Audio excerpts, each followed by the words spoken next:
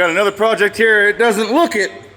That is a 36 Chevy pickup truck that we are doing for my buddy Greg. We're gonna set it up over here and get going on it. So that'll be cool. Look at that. We got another project in the shop also. After we unloaded this this little truck over here. This is for my buddy Jeff and his daughter.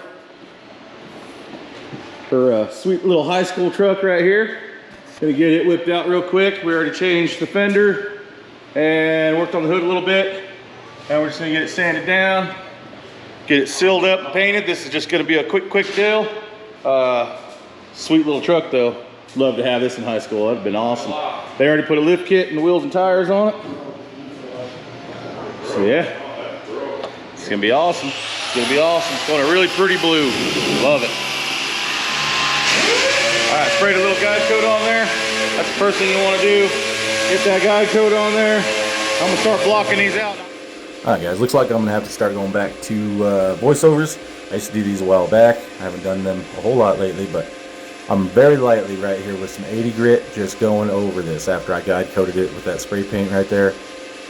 Seriously, just real soft, real easy. You will see every little high and low. Now these have already been body worked by the, I believe the owner, and I believe he had somebody else do some work or get the work started on these. So that's all I'm doing. As you can see all the dark spots right there where I'm pointing it out. There's a low spot right there. Down below right there, you can see two of the low spots. That's all I'm doing is just going through and trying to knock all those out that I can, find out where they are so we can get them body worked and ready to roll. So as you see right there, real easy. Just spread the body filler on there, got it cleaned up, prepped and washed. I usually use just like some good old Windex or some grease wax remover, something like that. Spray it on there real quick and then wipe it off before I put any of this down. And then here we are, just sanding it off, finding the low spots. You can still see the low spot there. We also got the other truck in there. Thumper's getting that thing prepped and ready, hitting it with some 320, finding where all the little marks are. Here I am later on working on a tailgate, and the guys are working on the bed sides and in the front of the bed. Right there George is, and doing pretty good. All right, we're getting stuff eliminated, getting stuff knocked off. The door yesterday, the tailgate over there today. These guys are working on these parts for the bed here. So I'm gonna shift. Most work is gonna be in these fenders, so I'm gonna start working on this fender real quick, and wish me luck. It's pretty rough. So I'm gonna go ahead. I don't know how old this stuff is, so I'm gonna dig it all out. We'll start brand new, get it all down to bare metal, get it sealed up. I love the shape of these fenders. 46. I think yesterday I was calling a 36. It's a 46, so 46 Chevy pickup truck. And we don't have all of it. Greg is still working on the cab and doing some stuff to the firewall, and then on the inside I think he's got a few things to mount.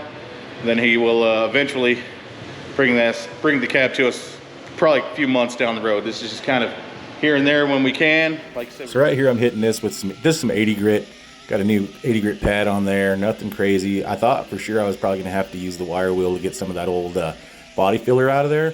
But honestly, it sanded right out of there pretty quickly. I'm not sure what they used back in the day there. Don't know what kind it was, but it seemed to sand out of there pretty fast. I'm gonna go ahead and get the whole thing DA'd, just like that right there, and making sure they're all sealed up and ready to go. Getting them pretty cleaned up, starting to find some pretty rough spots here, and I found a little patch panel right there. It's not the best.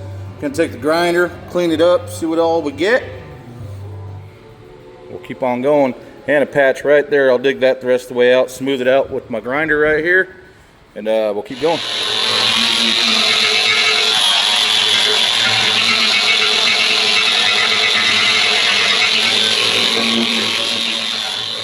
So as you guys know, like in the past, I've always used Marglass over any of the welds, anything like that, any imperfection that's down on the bare metal, especially over welds, because a weld is very hard. So you want a very hard body filler on the bottom of it. I believe Marglass has fiberglass hairs in it that get interwoven. They make it very, very strong, very, very good, and it sticks to almost anything. And the easiest way I found to sand Marglass is to use a DA, no joke. I always DA Marglass. I do not like sanding it by hand. It takes forever. That stuff is very, very, very strong. You can use like an all metal, also all metal body filler. I'd rather use Marglass, and I've never had a problem with it. So yeah, I'm just knocking it flat, not doing anything too crazy. You can block it, and like I've always said in the past, 6-inch DA is a block. It's a 6-inch block, however you look at it, however you want to look at it. I've DA'd entire trucks before, and honestly, they've came out amazing, and they've came out great. Not perfect, but they have come out great. Blocking is always going to be better, but for this type of stuff, we're going to put body filler over it, so it's not a big deal. So this right here was definitely not expected. It's just one of those things you always ran into. I did know that there was a small, tiny little rust hole there, but did not know that it was going to be full-fledged big problem like it is. So we'll get back to that here pretty soon. Now here we are, just kind of going all the way over all the bodywork right here. Skim the whole fenders. Honestly, it's just the best way to get all the little dips and dings and all the stuff out of here. It's not thick. You'll be able to see the metal basically through it when we get done, but just blocking round and round and round. That's a long block right there. Like I said 100 times, I don't believe in bendy blocks for doing round things unless the bodywork's already done. You know, if you want to touch up with a bendy block, I guess you can. I'm old school. I like straight solid block. The blocks we do use, like this block right here, does have some bend to it, but not very much. It's actually very rigid and pretty darn straight and stays pretty true. These are the Dura blocks that we always use. I don't see a problem with them. They do wear out, so you know we have to order new ones here and there, but everything wears out eventually. You know what I mean?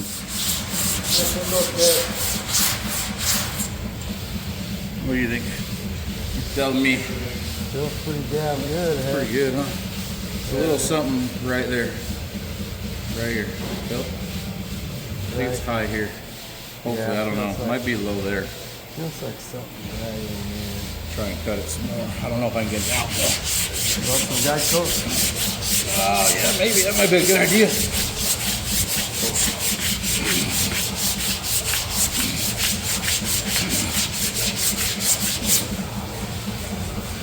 Oh, that's better. Now it's up higher though. It's got the, It cut it out. it feathers out. I think I'm heavy right here. Well, see, like this one feathers out too. Yeah. I think it'll come out though.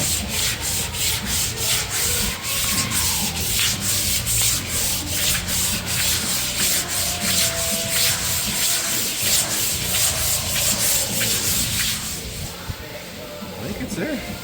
Pretty close. Feels good. Feels good? Yeah, I think so. Whew. A lot of work.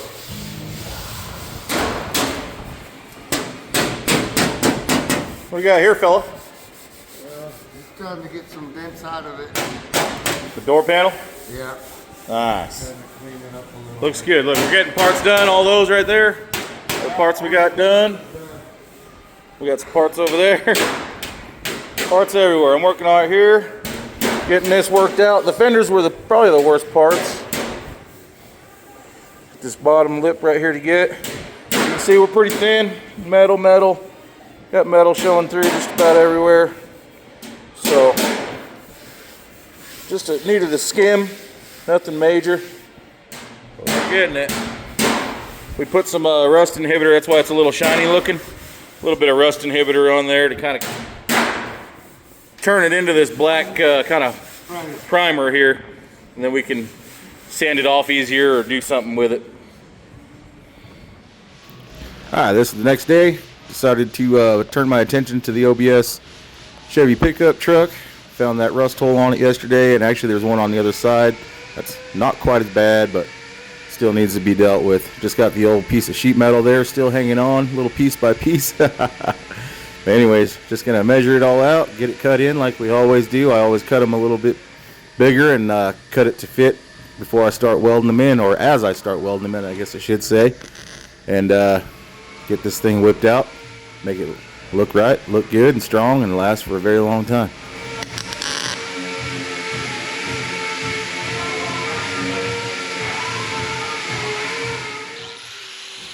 So right here I start the cutting in process. As you notice right here, I don't go all the way. I just kind of get it to where it's in there flushed up, go to the other side right here, and I go about halfway or so, just making sure everything's flushed up, cut in to match, and then I'll start tacking and welding as I go, and it'll make that bend for me. I don't have to do any kind of actual bend. Now this piece of metal does have that little bend in it right there. I actually did that just kind of messing around on the table, and I probably shouldn't have. It would have been a little easier, a little cleaner, but as you'll see in the end, it actually works out. It follows contour.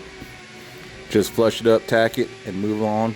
That's really all there is to it. It'll follow suit, usually. I give it a little bend at the beginning just to get it started that direction. It always seems to help. I don't have a roller, or else this would have been really easy if I would have had a roller or something just to stick it into that was rounded and that wide enough. Would have been a lot easier also. I don't have anything set up in the shop yet, but I will soon. Dang heck, What's up? that's pretty good. We've done it better. Wish I had a roller. That'd have been sweet. Once again, Marglass over the welds, and then finish it off with a little bit of body filler if we need any, and that should be it. On to the other side. Alright, now I'm prepping to lay some body filler over this panel. Just using some Windex right here. Sometimes I use grease and wax remover, whatever evaporates quickly. And you'll see that it's alright to spray it on there a little bit. Yeah, it gets the body filler a little wet, but the ammonia in it evaporates very quickly, and by the time I mix up and come back, it's already dry.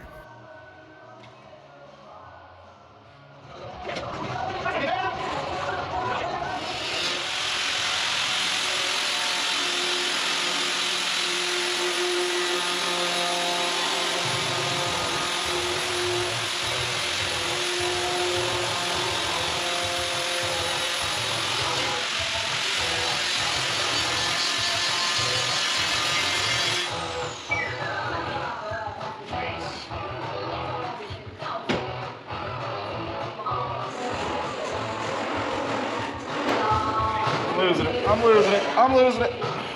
I lost it.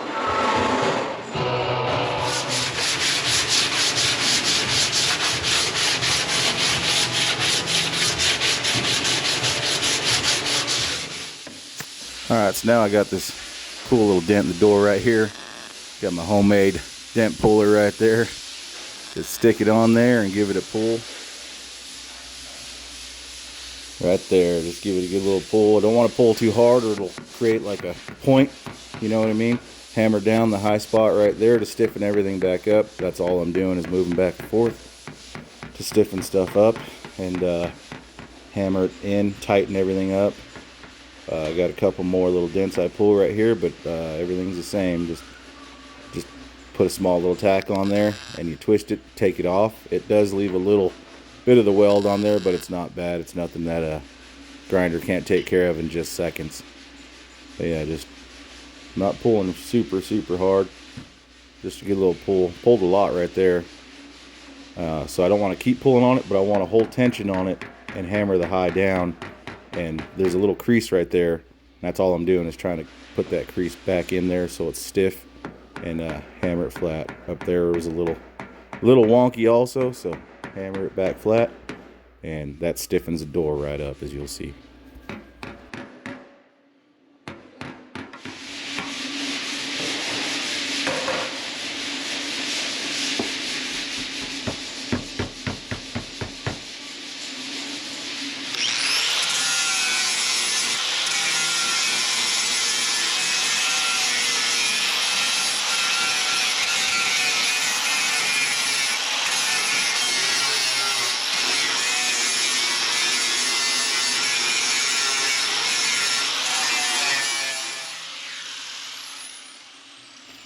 Alright, clean it up. Now she's ready for some body filler.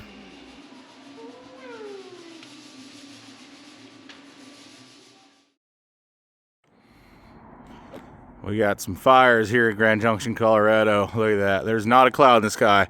It's all smoke. Unless it's Kaylee. Unless it's my wife, Kaylee.